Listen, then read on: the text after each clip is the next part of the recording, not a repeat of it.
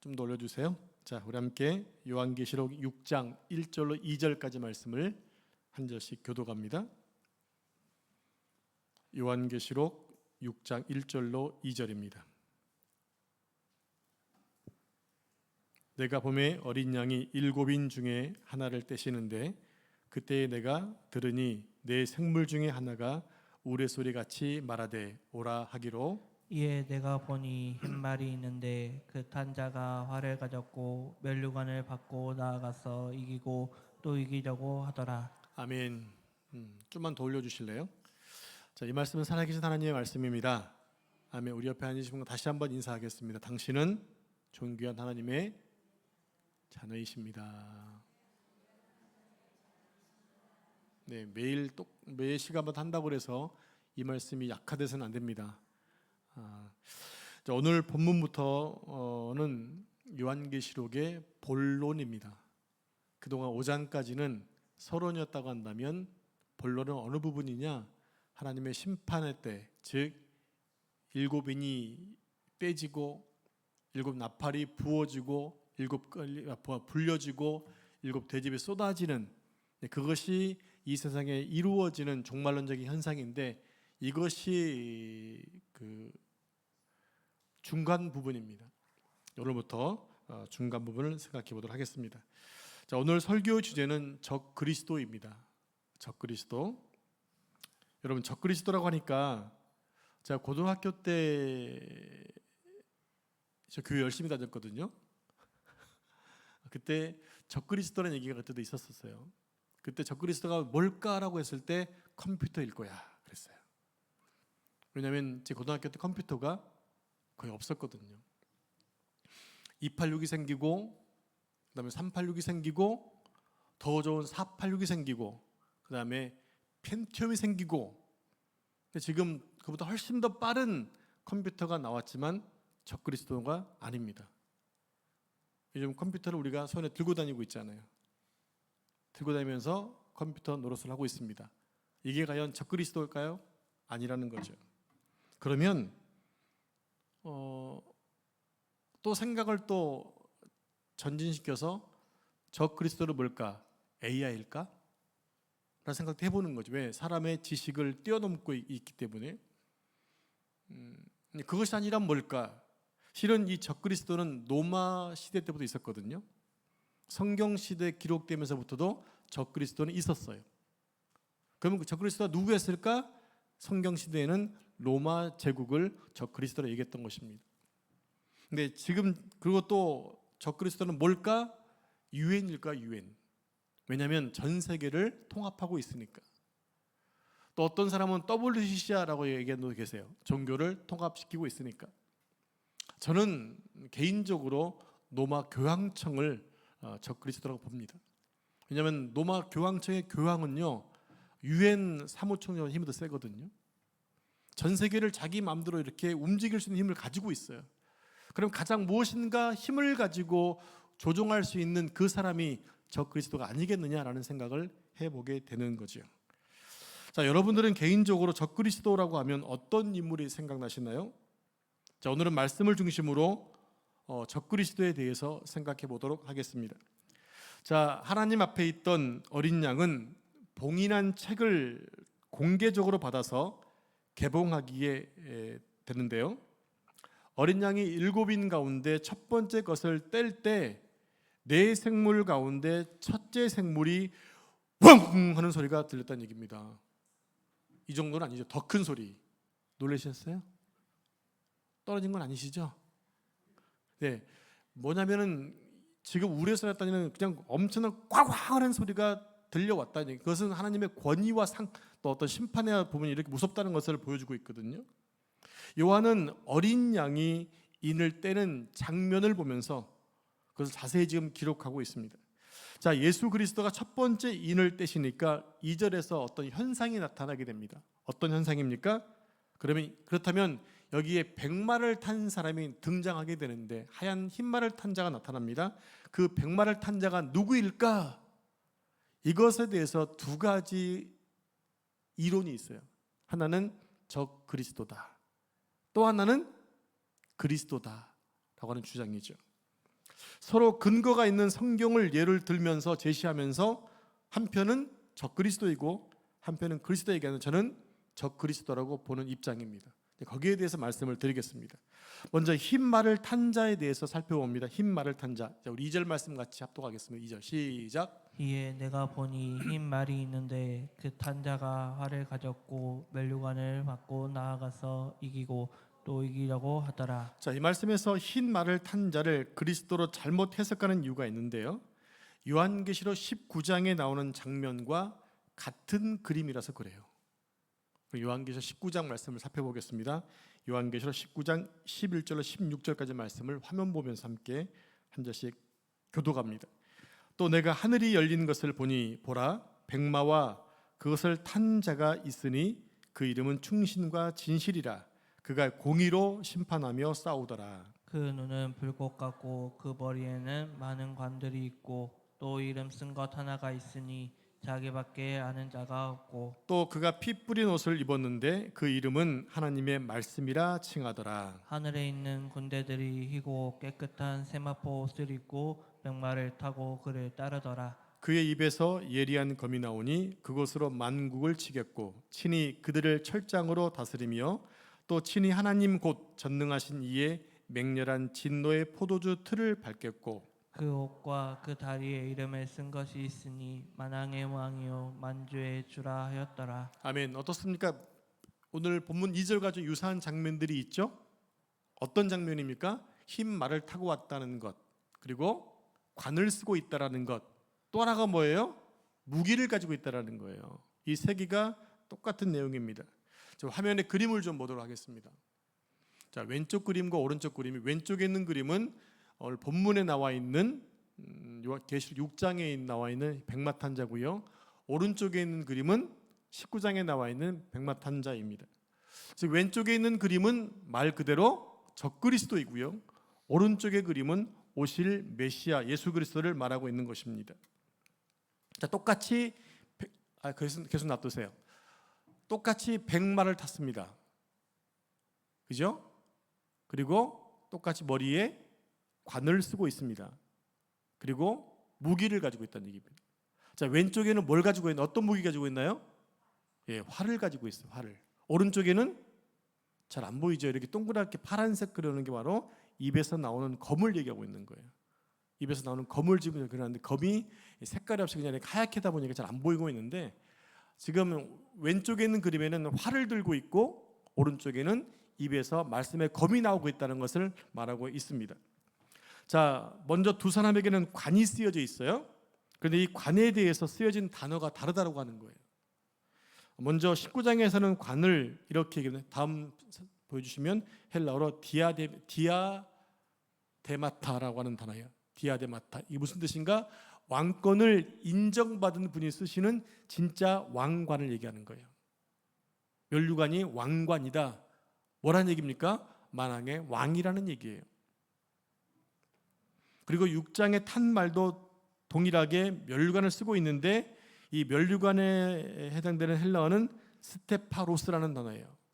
스테파로스. 이 뜻은 전쟁 또는 운동장에서 승리한 자에게 쓰여주는 그 면류관과 같다는 얘기입니다. 예를 들면 달리기를 하거나 마라톤에서 승리하고 나면 월계관을 씌워주듯이 그런 승리한 자에게 쓰여주는 관을 쓰였다는 얘기입니다.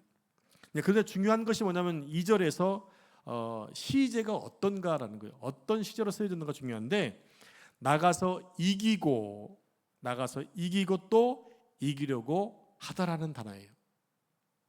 그러니까 이 말은 이겼다는 것이 아니에요. 완료형이 아닙니다. 이기려고 애를 쓰면서 발버둥을 치고 있다는 얘기입니다. 그런데 이 자는 이기지도 않았는데 지금 뭘 쓰고 있는 거예요?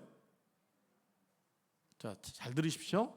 아까 면류관은 어떤 단어를 얘기했었어요? 전쟁에서 경기에서 이긴 자가 쓰는 게 면류관이었는데 지금 시제가 어떤 시제? 이기려고 애를 쓰고 발버둥을 치고 있는데 어떻게 했다? 관을 쓰고 있다는 얘기예요. 그러니까 이 자는 지금 뭐란 얘기입니까? 거짓 존재라고 하는 거예요. 이해가 좀 되시나요?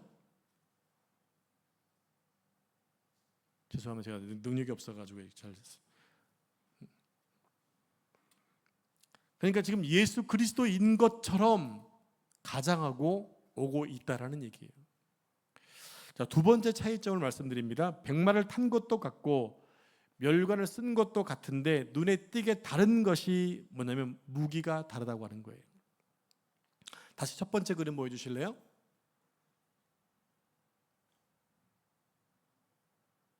정말 첫 번째 그림, 네. 왼쪽의 그림에는 손에 활이 들려져 있고요. 오른쪽에서는 입에서 예리한 검이 나오고 있습니다. 그러니까 왼쪽의 그림은 적 그리스도를 나타내는 것이고 오른쪽의 그림은 예수 그리스도를 나타내는 것입니다. 이런 차이점들을 자세히 보지 않고 슬쩍 보면 속아 넘어갈 수 있다는 얘기예요. 아, 그렇구나. 비슷해 보이니까. 그러니까 오늘 본문에서 다룰 메시지의 초점이 무엇인가라는 거죠. 6장과 19장에서 등장하는 흰말을 탄 인물은 전혀 다른데도 아주 비슷하기 때문에 우리가 한편으로는 그리스도로 보고 또 한편으로는 적 그리스도로 볼 수 있다고 하는 거예요. 근데 여러분, 그리스도와 적 그리스도는 정반대입니다. 절대로 같이 존재할 수 없는 대상이라고 하는 거죠. 자, 이런 전제를 가지고 6장으로 다시 돌아가 보겠습니다. 자, 먼저 재난의 인들을 뗍니다. 첫 번째 인을 뗐습니다.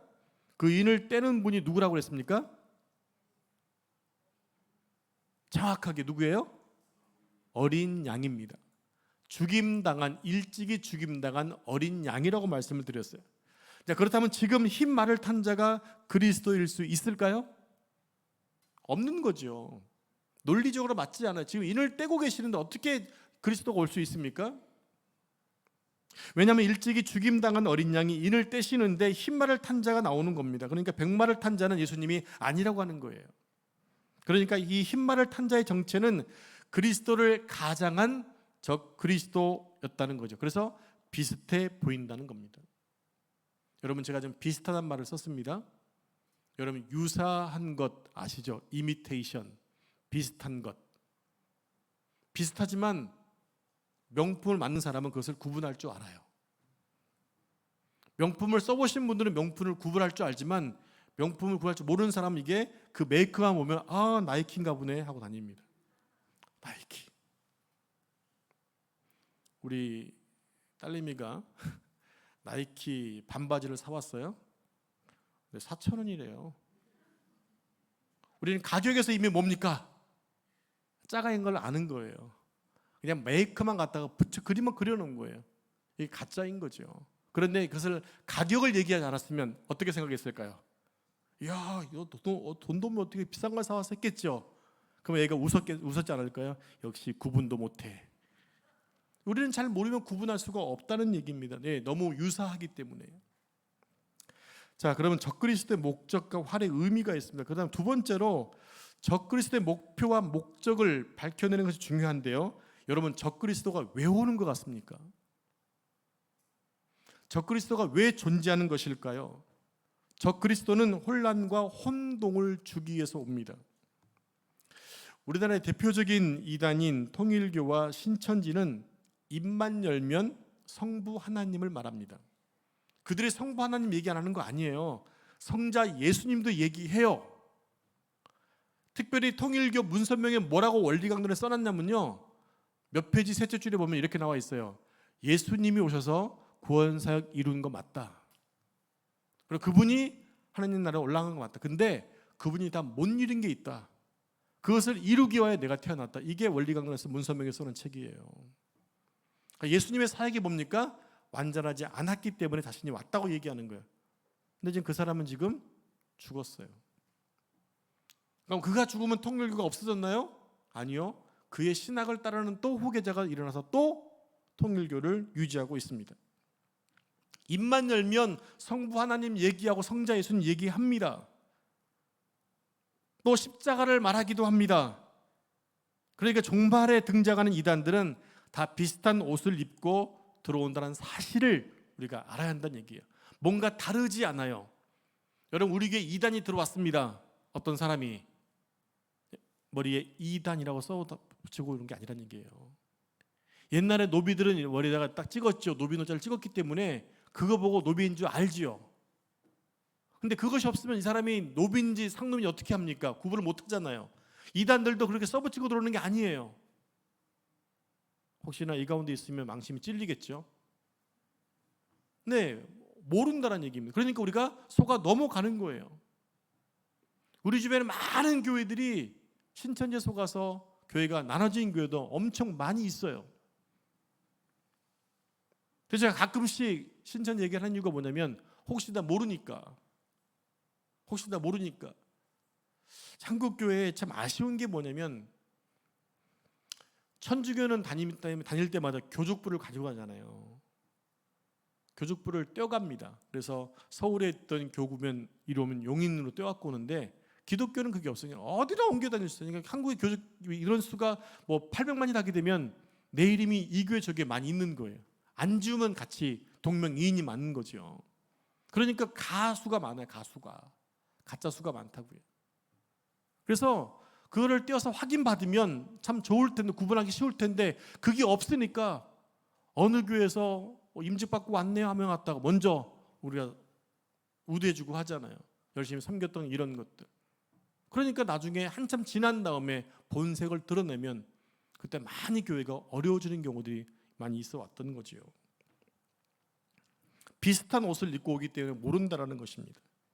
그리고 신기하게 공통적으로 흰 말을 타고 있다는 겁니다. 흰 말을 타고 있어요. 왜냐하면 19장에서 예수님이 흰 말을 타고 오시는 것을 베낀 거예요. 그래서 하나님의 백성들은 헛갈리게 만드는 거죠. 진리와 사이비를 구별하지 못하게 만드는 것입니다. 여러분, 다음 사진을 보시면 흰 말을 타고 있는 이단의 교주들이 있습니다. 여러분 잘 아시는 오른쪽 사진 이만희입니다. 또 왼쪽에는 박영효라고 하는 이단 교수고요. 그 다음 사진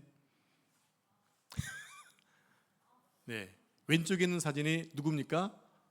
허경영 씨입니다. 그냥 재미로 갖고 온 사진이에요. 그냥 무슨 이단이라는 것은 아니고요. 근데 이단 같은 짓 많이 했잖아요. 엉뚱하게. 오른쪽은 누굽니까? 그 유명한 김정은입니다. 할아버지도 백마를 타고 있고 그 아버지 김정일도 백마를 탔고 본인 또한 백마를 타고 있어요. 백마가 지금 뭔지 알고 있는 거예요. 그렇다면 적그리스도는 왜 활을 들고 있는 것일까요? 백마를 타고 면류관을 쓰고 왜 활을 들고 있는 것일까요? 흰말 탄 자의 손에 들고 있는 활은 성경 전체에서 일정하게 해석하는 이야기가 있어요. 그것을 보도록 하겠습니다. 에스겔서 39장 1절로 3절까지 말씀을 한 절씩 교독합니다. 그러므로 인자야 너는 고객에게 예언하여 이르기를 주 여호와께서 이같이 말씀하시되 로스와 메섹과 두발랑 고가 내가 너를 대적하여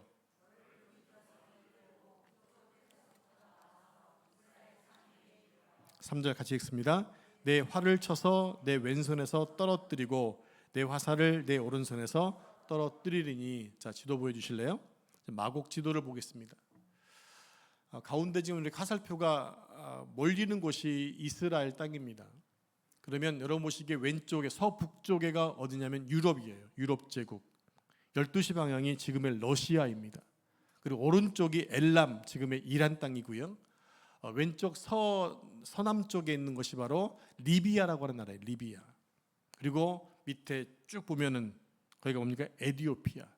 이런 나라들이 마지막에 지금 성경에 나와 있는 것처럼 마지막에 이스라엘을 공격할 것이다. 이렇게 얘기합니다. 즉 적그리스도 안 믿는 하나님을 불신하는 사람들이 하나님의 나라를 믿는 이스라엘을 공격할 것이다. 이게 마지막 전쟁이라고 지금 에스겔서에 예언해 놓고 있는 거예요.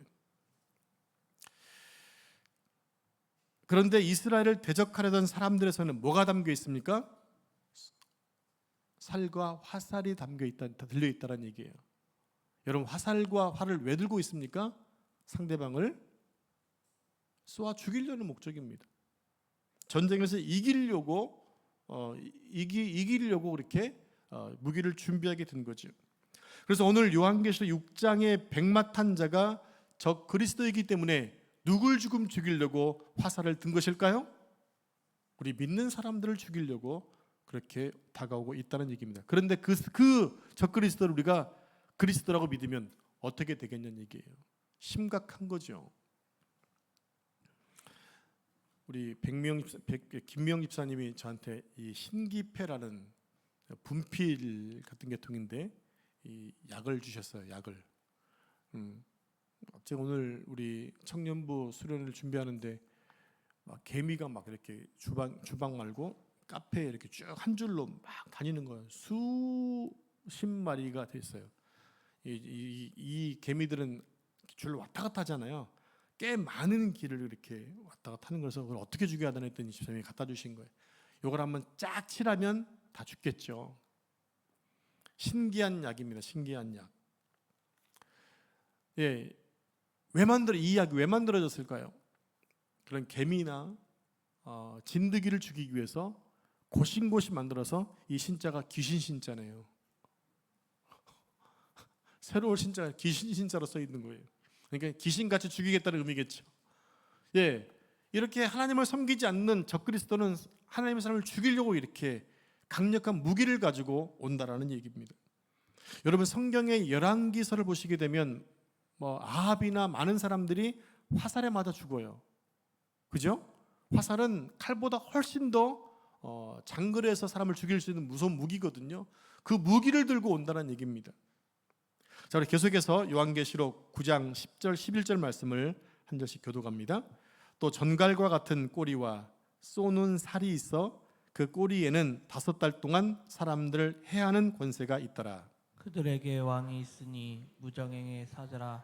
히브리어로는 그 이름이 아비돈이요 헬라어로는 그 이름이 아볼로온이더라. 네, 10절에서 전갈은 어둠의 권세를 잡은 자를 묘사합니다. 어둠의 권세를 잡은 자. 그리고 살은 화살을 말하는 거예요. 하지만 이 자의 권세는 몇 달 동안 5달 동안만 활동할 것임을 제한적으로 묶어놔 버렸어요. 5달 동안은 사람들을 괴롭히겠지만 5달 끝나면 해방된다는 얘기입니다. 그리고 11절에 보면 아볼루온이라는 말 다른 거죠. 아볼루온. 이것이 아폴루미라고 하는 그 단어의 파생어인데요. 그것이 바로 아폴로 신을 얘기합니다. 아폴로 신. 옆에 아폴로 신의 동상이 있죠. 뭐를 들고 있습니까? 활을 들고 있습니다. 아폴로 신은 활을 들고 있어요.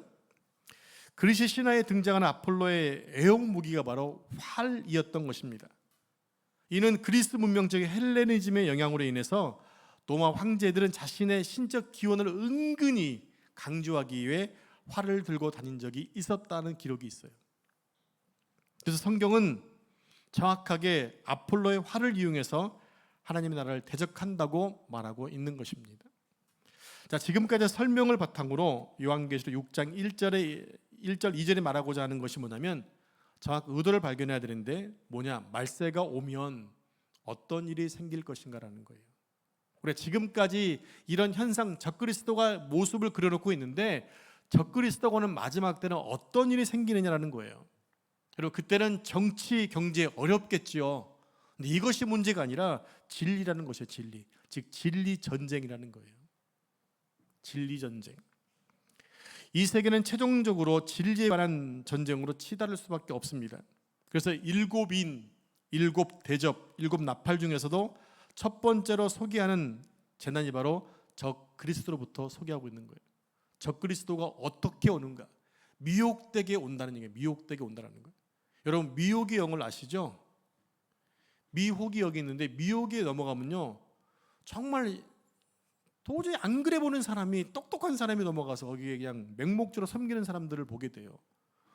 우리가 볼 때는 여러분 신천지 교리 보면 저기 왜 넘어가지라고 생각하시죠? 어떻게 이만희가 어떻게 오실 재림주기 딱 볼 때 너무 웃기지 않아요? 근데 그 분을 신으로 섬기는 사람들이 있다니까요. 14만 4천 명이나 있다니까요. 너무 어이없는 거 아닙니까? 이게 바로 미혹에 넘어가면 그렇다라는 거예요. 그런데 그 적그리스도는 그리스도와 유사하기 때문에 제가 지금 그래서 여러분 6장과 19장을 비교하면서 차이점을 설명해 드렸잖아요. 이것을 설명하지 않았어요. 여러분 다 똑같이 6장도 그리스도로 알고 있었을 거란 얘기예요. 그래서 지금 화살도 얘기해 드렸던 거고 관도 얘기해 드린 거예요. 헛갈리지 마시라고. 모를 때는 넘어갈 수 있지만 확실하게 완 다음부터는 넘어가지 않으셔야 돼요. 그래서 우리가 말씀을 배우고 훈련을 받는 거예요. 왜? 넘어가지 않으려고. 왜? 생명을 뺏기지 않으려고. 여러분 이단 한문으로 이단이 뭐죠? 다를 이, 끝단, 즉 끝이 다르다. 처음에는 다 똑같다는 얘기예요. 아까 제가 말씀드렸잖아요. 신천지나 통일교 말씀드렸죠. 하나 성부 하나님을 얘기하고 성자 예수님 사역을 얘기하고 성령도 얘기하는데 뭐가 다릅니까? 내가 오실 메시아야. 다르잖아요.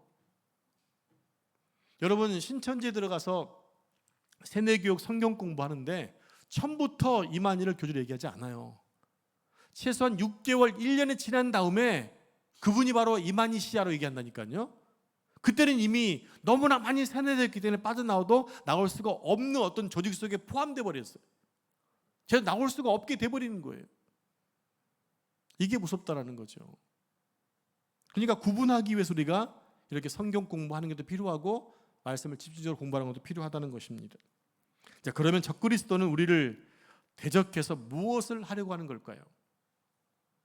바로 그리스도인들을 향해 적대감을 고취시키는 겁니다.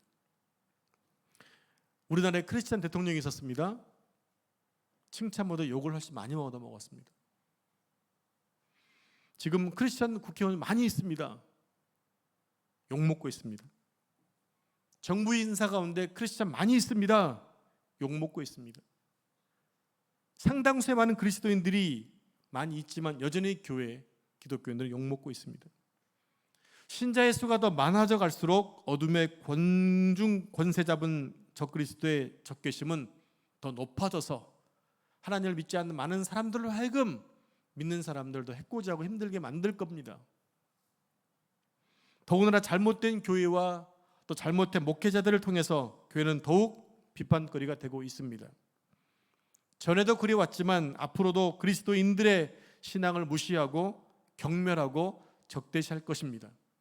제가 오늘 제가 기도하고 있는 어떤 분에게서 받은 문자를 우리 전도 회장, 선교 회장님께 보내드렸습니다. 각 회원들에게 보내달라고. 그게 무슨 내용이냐면 동성연애 합법화를 인정한 대법관에 대한 탄핵 얘기예요. 그분이 이렇게 보냈어요. 우리가 얘기해도 안 바뀔 겁니다. 그렇지만 그에게 경각심을 주십시다 라는 부분이었어요. 경각심을 주자. 한 번 한 사람은 또 할 수 있잖아요. 그것이 불법에도 불구하고 여론이 그러니까, 문화가 그러니까 또 찬성할 수 있겠죠. 그럴수록 기독교 문화는 더욱더 축소될 수밖에 없다라고 하는 거예요. 이럴 때 우리가 이 진리를 가진 사람들이 침묵하고 있으면 안 된다는 거예요. 여러분 문자 받으시면 반드시 반대 청원을 하셔야 됩니다. 반대 청원 하셔야 된다니까요. 여러분 지금 한국에 동성을 찬성하는 사람이 많을까요? 반대하는 사람이 많을까요? 그죠? 반대하는 사람이 많죠. 근데 찬성하는 것처럼 가고 있나요? 반대하는 사람들이 액션을 취하지 않기 때문에 그러는 거예요. 소리를 내지 않기 때문에 그러는 거예요. 우리가 이 시대에 우리가 잠잠히 있으면 안 된답니다. 그러니까 할 것은 해야 한다는 얘기입니다. 기도하는 거 중요하죠. 근데 액션도 필요하다라는 거예요. 이렇게 반대하는 사람들이 있구나라는 것들을 정치하는 사람들이 알아야 한다고요. 여러분 그리고 사회 문화적으로 이미 진리를 왜곡하는 현상들이 얼마나 많이 있어 왔습니까? 지난주에 끝났던 파리 올림픽은 역대 비진리적인 문화와 사상이 가장 농후했던 올림픽이었잖아요. 원래 올림픽 자체가 비성경적이긴 하지만 이번에 더 노골적이었다고 말합니다. 그래서 아예 올림픽을 안 보신 분도 오히려 많이 있더라고요. 결국 이런 모든 것들이 진리에 관한 전쟁으로 나아가고 있다는 거예요. 어떤 문화 속에, 노래 속에, 그 프로그램 속에 성경을 대적하는 내용들이 많이 담겨져 있다고 하는 거예요. 여러분 그것들을 볼 수 있는 눈들이 열려져야 됩니다. 어느 순간에 많이 보면서 그럴 수 있지 뭐 그럴 수 있지며, 쉽게 얘기하면 연애 프로그램 가운데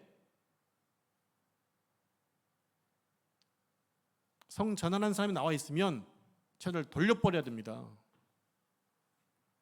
아니 최소한 우리가 이렇게 방송국 얘기해서 왜 나오게 했느냐 라고 따지지 못한다 하더라도 시청자 수가 떨어지도록 채널 돌려버려야 하는 거예요. 근데 그것을 보고 앉았어요. 그러면 안 된다는 거예요.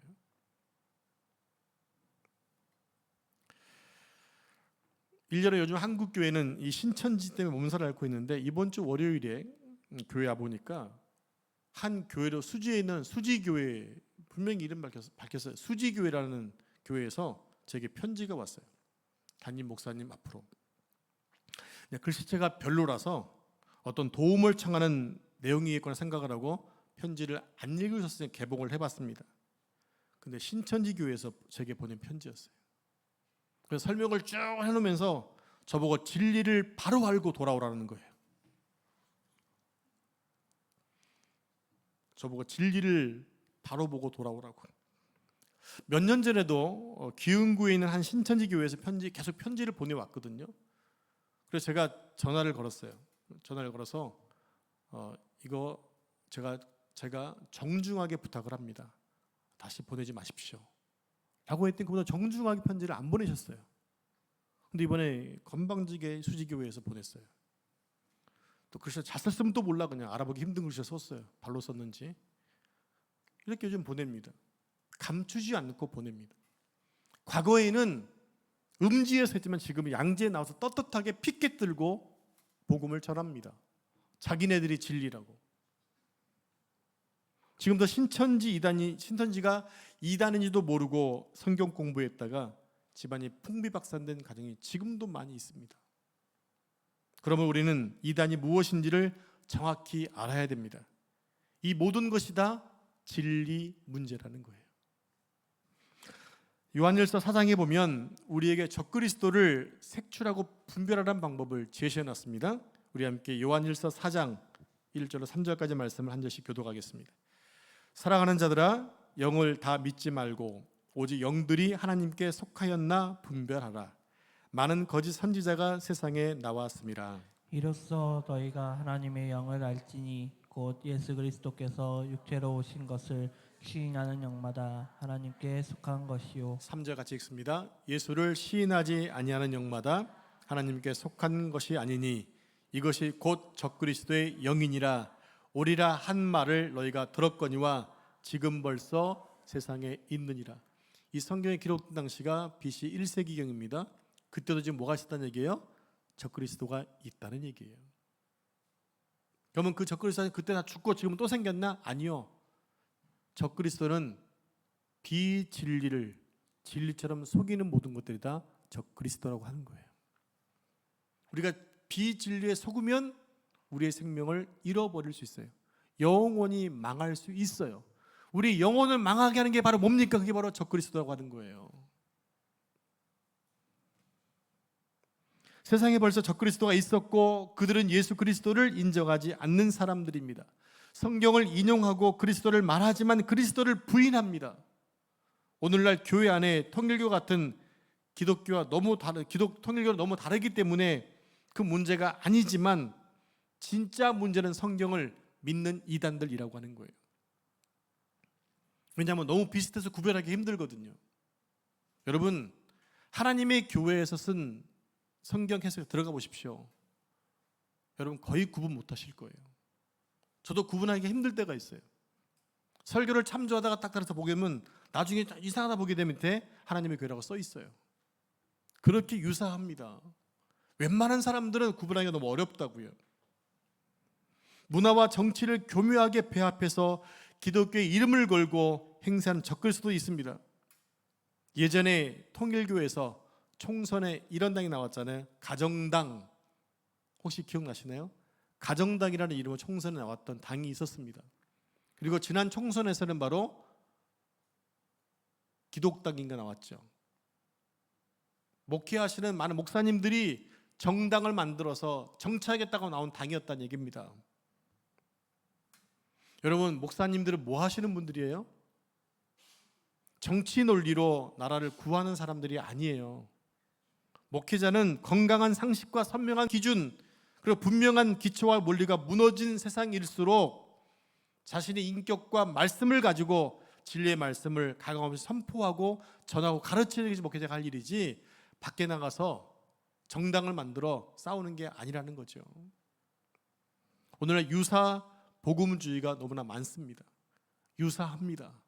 복음주의 같은데 유사합니다. 비슷합니다. 진리인 것 같지만 결국은 진리를 외면하는 현상들이 너무 많다고 하는 거예요. 이럴 때일수록 진리를 더 확고하게 붙잡고 우리 삶을 더욱 단순하게 살고자 하는 성도들이 되어져야 됩니다. 여러분, 신앙은 단순합니다. 왜 단순합니까? 나를 위해 십자가 지시고 나를 사랑하신 예수님만 믿으면 되는 거예요. 예수님은 말씀하시잖아요. 나는 곧 길이요 진리요 생명이다 말씀하잖아요. 그 예수님만 따라가면 되는 거예요. 근데 그 외에 다른 것들을 쫓다 보니까 넘어가게 되는 거죠. 속는 거죠. 진리 헌신하고 말씀대로 사는 단순한 삶이 이 종말을 사는 우리에게 가장 필요한 지혜인 줄로 믿습니다. 여러분, 하나님 말씀을 잘 공부하시고 잘 들으셔서 유사 제품에 넘어가지 마시기를 바랍니다. 기도하겠습니다. 하나님, 이 시대에 이런 적그리스도가 행세하고 있습니다. 오늘날 기독교를 가장한 모습으로, 비슷한 모습으로 유사하게 와서 우리를 유혹합니다. 우리의 영혼을 죽이고자 우리 가운데 들어와 있습니다. 성령 하나님, 바르게 깨닫는 은혜를 더하셔서 진리 위에 바로 서게 하시고 진리로 인하여 세상을 이기고 거짓 그리스도를 이길 수 있는 은혜 허락해 주시기를 기도합니다. 우리가 성령을 의지하고 말씀에 서 있다고 한다면 어떤 상황 가운데도 넘어지지 않을 줄로 믿습니다. 우리 모든 성도들에게 은혜해 주시고 진리에 든든히 세워져 진리를 따라가며 진리를 전하며 진리로 살게 하여 주옵소서. 이 모든 말씀 거룩하신 예수님의 이름으로 기도합니다. 아멘.